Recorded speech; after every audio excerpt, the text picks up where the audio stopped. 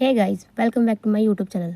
Today we are about to make a pivot table in Excel using the exact same data we cleaned in my last video.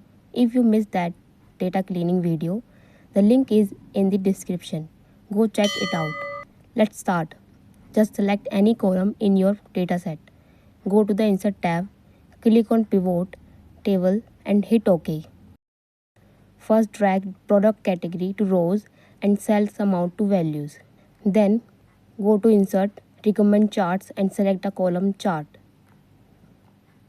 Now you can see on the screen. In the next, create another pivot. Drag region and sales amount to see the area-wise breakdown and insert a donut chart.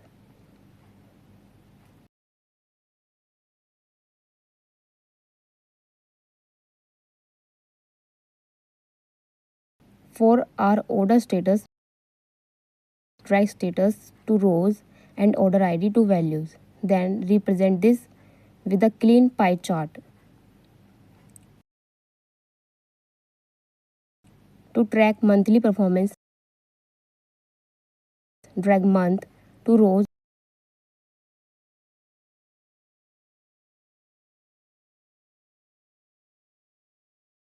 and sales amount to values and select a line chart to show the trend.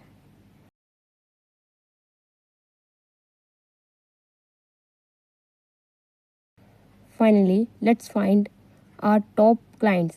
Drag customer's name and sales amounts, filter it to show the top 5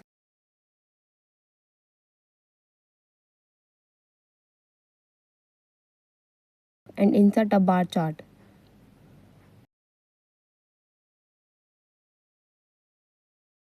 Now just clean up your workbook by doing all the pivot sheet properly and your dynamic pivots table is ready. Save this video for your next project and don't forget to subscribe. See you in the next video.